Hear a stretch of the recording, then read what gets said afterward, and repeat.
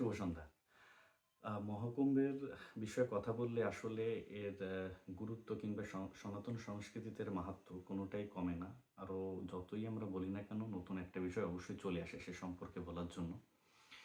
যদি অর্ধকুম্ভ, কুম্ভ এবং মহাকুম্ভ এই ৩ টের বিষয় আমাদের বলতে হয়, তাহলে অর্ধকুম্ভ হচ্ছে ৬ বছর অন্তর যেটা অনুষ্ঠিত হয় প্রয়াগ, হরিদ্বার, নাসিক এবং উজ্জয়িনে, সেটা হচ্ছে অর্ধকুম্ভ।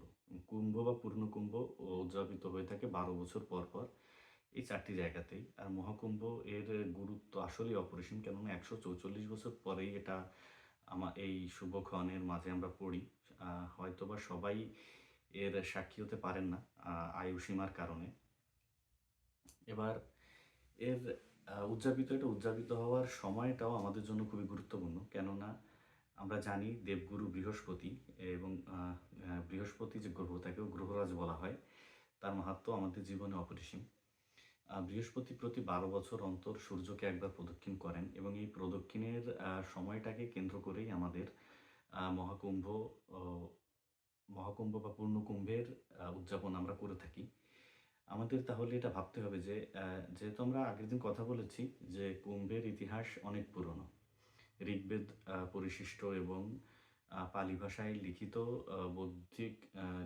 বৌদ্ধিক সাহিত্যেও আমরা উল্লেখ পেয়েছি। তাহলে আমাদের এটা ভাববার বিষয় যে আমাদের ঋষি মুনি বা যাদের আমরা নামে চিনি, তারা কতটা জ্ঞানী ছিলেন এবং জ্যোতির্বিজ্ঞানে তারা কত দূর অবধি অগ্রসর ছিলেন।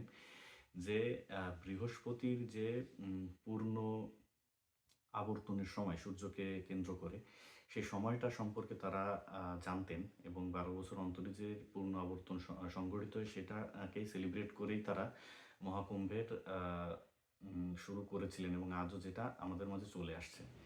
তো মহাকুম্ভের এই পুণ্যতিথিতে অবশ্যই শ্রদ্ধাভরে আমাদের স্মরণ করতে হবে আমাদের সেই মহান ঋষি এবং জ্ঞানী জ্যোতির্বিদদের, যারা এই মহাকুম্ভটা শুরু করেছিলেন। বিশেষ করে কুম্ভ অর্থাৎ কলসের অমৃত কলসের সঙ্গে এটা সম্পর্কিত এবং এর সময়কালটাও গুরুত্বপূর্ণ আমাদের কাছে, কারণ এটা দেবগুরু বৃহস্পতির আবর্তনের উপরে এবং আমাদের সনাতন সংস্কৃতির অংশ হিসেবে যে সমুদ্র মন্থনের যে কাহিনীটা, সেটাও আমাদের মাথায় রাখতে হবে। আমরা জানি আমাদের আজকের দিনে আমরা যাদের ঋষি মুনি হিসেবে চিনি, তারা অবশ্যই তাদের সময়কার বৈজ্ঞানিক বা অতীব বুদ্ধিমান লোক ছিলেন। তারা হয়তো রূপকের মাধ্যমে আমাদের অন্য কিছু বোঝাতে চেয়েছেন, যেটাকে আজ আমরা আমাদের সীমিত জ্ঞানে আমরা শুধুমাত্র অমৃত কলস হিসেবে বুঝতে পারছি। হয়তোবা এর অর্থ কিংবা অন্য কিছু ছিল যেটা আমরা আজ বুঝতে পারছি না।